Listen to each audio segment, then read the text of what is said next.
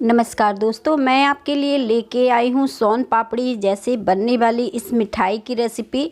आप इसे टेस्ट करेंगे तो बिल्कुल सोन पापड़ी के टेस्ट की ये बनके तैयार होगी। और देखिए कितनी आसानी से ये टूट रही है। बहुत ही बढ़िया ये बनके तैयार हुई है, एकदम सॉफ्ट और मुलायम है। और इस मिठाई को आप स्टोर भी कर सकते हैं, ये जल्दी ख़राब नहीं होगी। महीनों तक इसे खा सकते हैं और इसका आनंद ले सकते हैं। तो शुरू करते हैं इसे बनाना। यहाँ पे मैंने एक कढ़ाई ले ली है और इसमें डाल दिया है 1 कटोरी बेसन। बेसन को मैंने पहले छान लिया था। छानना बहुत ज़रूरी है क्योंकि हम छान के बेसन इस्तेमाल करते तो कोई गुलठे वगैरह नहीं रहते हैं, अच्छे से छन के ये तैयार होता है। तो बस इसे छान लीजिए और धीमी आंच में इस तरह से लगातार चलाते हुए भूंज लीजिए। इसमें अभी हमने कोई घी नहीं डाला है और 2 से 3 मिनट बाद ही हम इसमें कुछ भी ऐड करेंगे। तो ये है मैदा। तो यहाँ पे मैं 1 कटोरी मैदा डाल रही हूँ। सिर्फ 2 मिनट मैंने बेसन को चलाया और इसके बाद मैंने यहाँ पे मैदा डाल दी है, क्योंकि सोन पापड़ी जैसा टेस्ट लाने के लिए मैंने दोनों चीज़ों का इस्तेमाल किया है। और बढ़िया से इन दोनों चीज़ों को लगातार चलाते हुए हमें भूंज लेना है। बस अब हम धीमी आंच में लगातार चलाते हुए भूंज लेंगे जब तक कि इससे अच्छे से खुशबू आना शुरू ना हो जाए। और बस इसी तरह से सारी चीज़ें अच्छे से मिल भी जाएंगी। और जैसे ही इसका हल्का सा कलर चेंज होगा तो हम इसमें घी ऐड करेंगे, क्योंकि घी से ही सारी मिठाइयों का फ्लेवर आता है। तो अगर आप घी की जगह जो डालडा रहता है वो इस्तेमाल करना चाहते हैं तो वो भी कर सकते हैं, पर घी से ही टेस्टी मिठाइयाँ बनके तैयार होती हैं। तो यहाँ पे मैंने पौना कटोरी लगभग घी लिया है। तो बस इसे थोड़ा थोड़ा करके हम इसमें इस तरह से डालते जाएंगे और इसे चलाते जाएंगे जब तक कि अच्छे से भूंजकर तैयार ना हो जाए और घी हमारा बेसन और मैदा में अच्छे से मिक्स ना हो जाए।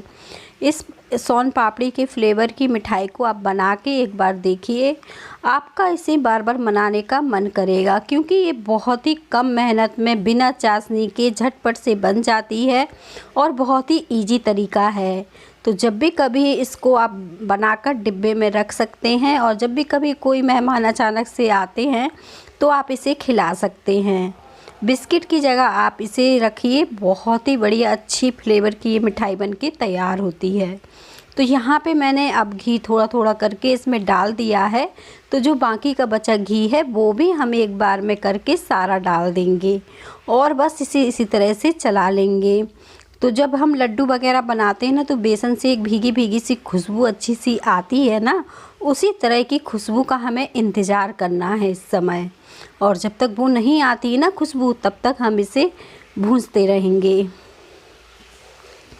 आप चाहें तो थोड़ा सा मीडियम आंच में भी भून सकते हैं, पर जो धीमी आंच में जब हम इसे भूंजेंगे ना तो ये और भी अच्छा भूंज के तैयार होगा।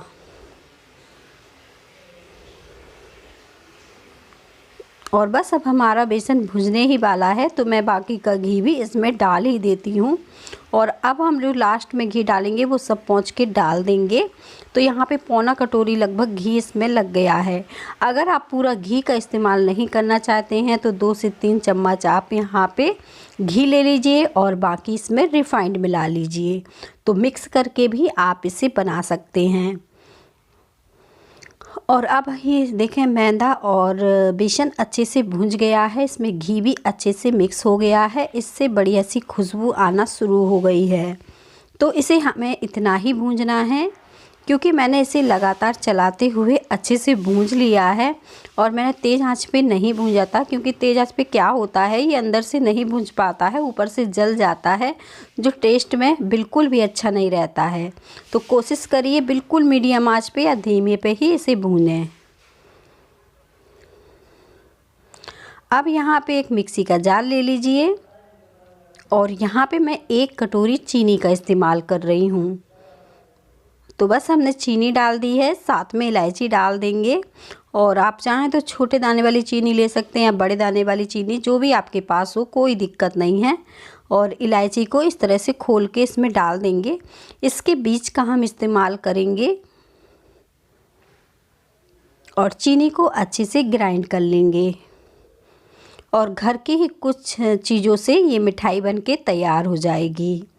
तो यहाँ पे अब क्या करना है, बेसन और मैदा को ना अच्छे से जो भूंज के रखा है ना, बिल्कुल अच्छे से ठंडा कर लेना है। अगर ये अच्छे से ठंडा नहीं होगा तो इससे जो हम मिठाई बनाएंगे वो अच्छी नहीं बनेगी, मतलब चीनी पिघल जाएगी। अगर आप इसे गर्म में डाल देंगे ना तो चीनी जो है पिघल जाएगी, तो पेड़ा तो नहीं बनेंगे फिर, तो आपको बर्फ़ी सेट करना पड़ेगा। इसलिए इस तरह से आप इसके पेड़ा बनाइए और अच्छे से ठंडे में ही मिक्स करिए। अब ये हमने सारी चीज़ें अच्छे से हाथों से मिक्स कर ली हैं, आप देखें। और ये देखें कंबाइंड सा भी हो रहा है, कोई दिक्कत नहीं होने वाली है। तो इसके पेड़े बहुत ही आसानी से बनने वाले हैं। और जितने अच्छे से हो सके तो इसे मिला लीजिए और बस इसके पेड़ा बनाना शुरू कर दीजिए। इस तरह से देखें बहुत ही चिकने और बढ़िया पेड़ा बनेंगे, कोई दिक्कत नहीं होने वाली, कोई परेशानी नहीं होने वाली।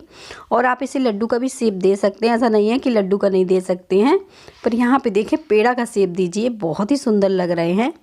तो बस बाकी के पेड़े भी अब हम इसी तरह से बनाएंगे। ईजी तरीका है सबसे ज़्यादा ये मिठाई बनाने का, क्योंकि इसमें चाशनी नहीं बनानी है और कोई बिगड़ने के चांस नहीं हैं। और सबसे अच्छी खास बात है ये महीनों चलने वाली मिठाई है, ख़राब भी नहीं होने वाली है। तो सारे पेड़े अब हम इस तरह से बना लेंगे।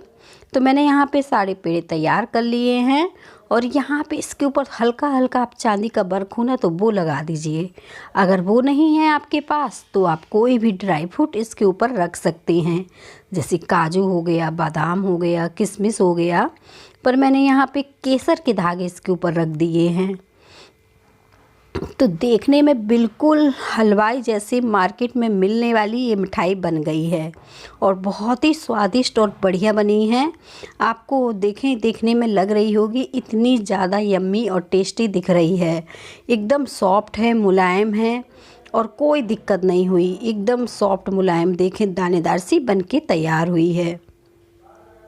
तो रेसिपी अच्छी लगे तो रेसिपी को लाइक करिएगा और मिलेंगे हम इसी तरह की नई रेसिपी के साथ।